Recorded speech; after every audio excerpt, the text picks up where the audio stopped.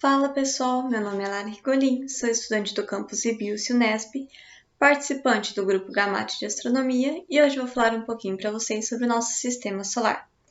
Bom, na aula de hoje nós temos três principais tópicos, que são a formação do sistema solar, a estrutura do sistema solar e, para finalizar, os nossos planetas. Mas antes de começar o nosso primeiro tópico, eu queria fazer uma pergunta para vocês. Vocês sabem exatamente o que é um sistema solar? Bom, um sistema solar é um conjunto de corpos celestes unidos gravitacionalmente a uma ou mais estrelas e que mantém uma órbita em torno destas. Vale lembrar também que, diferente do nosso sistema solar, que é uma estrela única, também há sistemas solares chamados binários, ou seja, como o nome sugere, possuem duas estrelas centrais, como é o caso do sistema Alpha Centauri. Bom, mas independente do número de estrelas, todo sistema solar é feito da mesma forma, que é a partir de uma nuvem extremamente grande de poeira interestelar.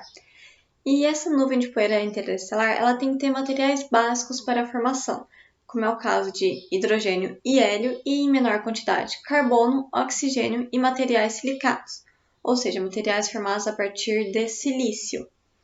Essa nuvem de poeira, ela é chamada de nuvem nebulosa, e a característica que permite que ela forme um sistema solar é que, devido a algum distúrbio externo, como uma explosão supernova por perto, essa nuvem de poeira ela vai ter um local levemente mais denso.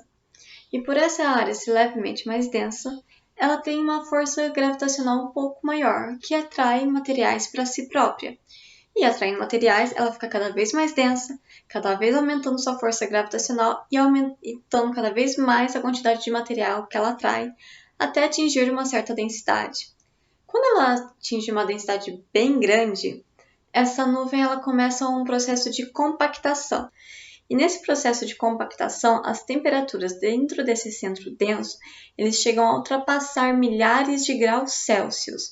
E essa massa densa e extremamente quente, ela é chamada de protoestrela, que vai originar a estrela de um sistema ou estrelas de um sistema solar.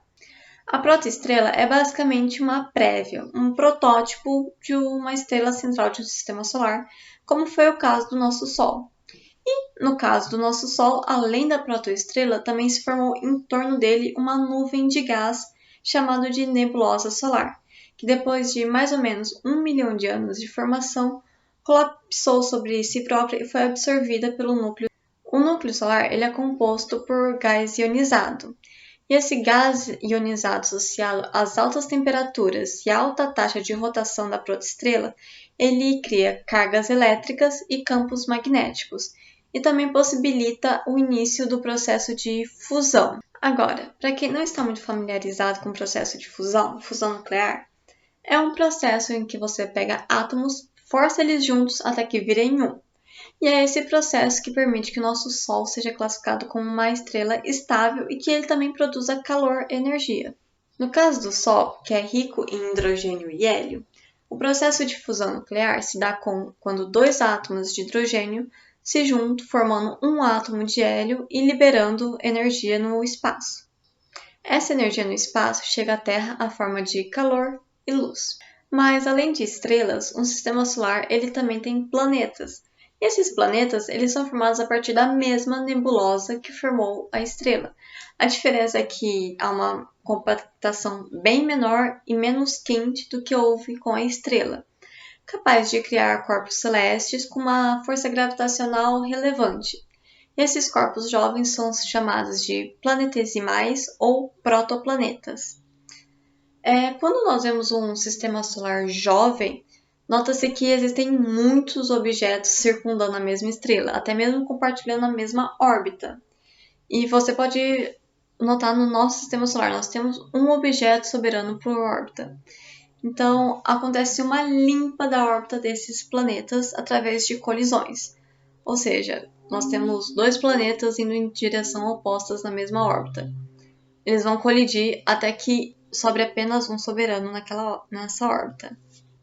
E essas colisões, elas também podem formar outras coisas, como é o caso de satélites naturais, como a nossa Lua, que a teoria mais aceita é que foi formada a partir da colisão de dois planetas, um deles sendo a Terra.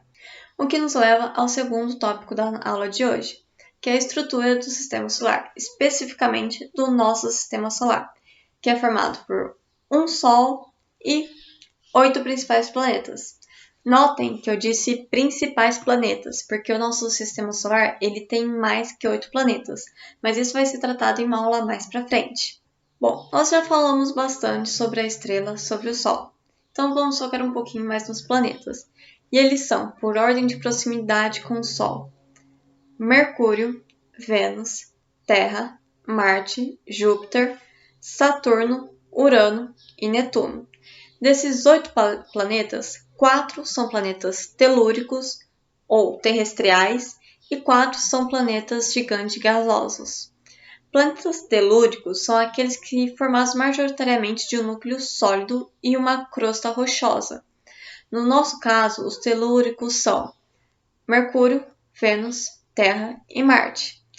Já os Júpiter, Saturno, Urano e Netuno, eles são os gigantes gasosos.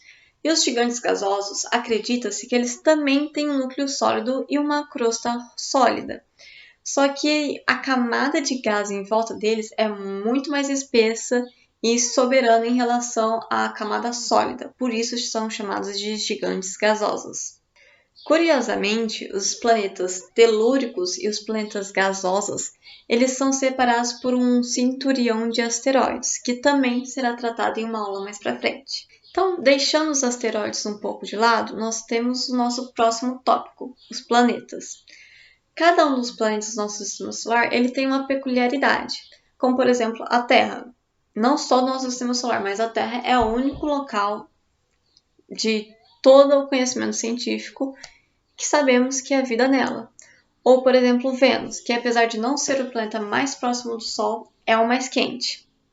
Mas, calma um pouco, vamos por ordem. Sempre começando do mais próximo ao Sol para o mais distante. Nesse caso, o primeiro é Mercúrio. Em Mercúrio, as temperaturas passam 420 graus Celsius de dia, mas curiosamente de noite elas vão abaixo de menos 180 graus Celsius. E outra curiosidade é que o núcleo metálico desse planeta ele compõe 75% do seu próprio raio, ou seja, é um planeta relativamente pequeno. Depois de Marte, nós temos Vênus, que, como foi dito antes, é o mais quente do sistema solar, com temperaturas acima de 470 graus Celsius.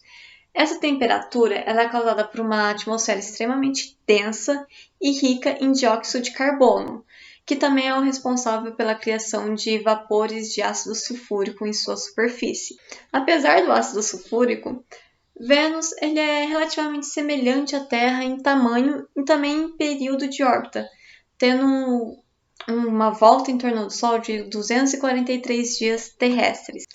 Entre Terra e Júpiter, nós temos o planeta Marte, o famoso planeta vermelho, com uma atmosfera extremamente rarefeita e propensa à ferrugem, que é o que dá essa coloração específica dele. Mas o planeta vermelho e o planeta azul, no caso a Terra, eles não são tão diferentes assim. O Marte ele tem calotas de gelo em seus polos e acredita que em algum momento houve água líquida correndo por sua superfície e, portanto, há a chance de que houve vida neste planeta. Passando para os planetas gasosos, o primeiro da lista é Júpiter, o maior planeta de nosso sistema solar e que também segura as maiores tempestades. Se vocês prestarem atenção, ele tem uma pequena mancha vermelha em sua superfície. Essa mancha é uma tempestade que dura indefinidamente. Outro título que o planeta costumava segurar era de planeta com maior número de satélites naturais, tendo hoje em dia 79 luas, incluindo as 4 luas de Galileu, que são Europa, Ió, Ganimedes e Calisto, descobertas em 1610. Entretanto, ele atualmente não é o planeta com maior número de satélites, apesar de ter uma quantidade absurda de luas. O planeta que segura o maior número de satélites hoje é Saturno, com 82 luas, que também é o nosso planeta dos anéis. E uma curiosidade é que uma das luas de Saturno, chamada Titã, é uma das maiores do nosso sistema solar e a única que tem atmosfera própria. Depois de Saturno, nós temos o planeta Urano. um planeta azul devido à quantidade de metano em sua superfície. E que, diferente da maioria dos planetas do nosso sistema solar, ele mantém uma órbita retrógrada. E outro planeta azul, no caso, o último do nosso sistema solar, é Netuno, com uma quantidade muito maior de metano do que Urano. Netuno também é conhecido como o gigante gelado, por ser o planeta mais distante do nosso sistema solar. E também tendo ventos que ultrapassam 1.200 km/h. E isso encerra os 8 principais planetas do nosso sistema solar. Bom, pessoal, muito obrigada pela atenção de vocês. Fiquem atentos para a continuação das mini-aulas e siga o nosso grupo no Instagram, Facebook e agora no YouTube também. Tchau, tchau e até mais!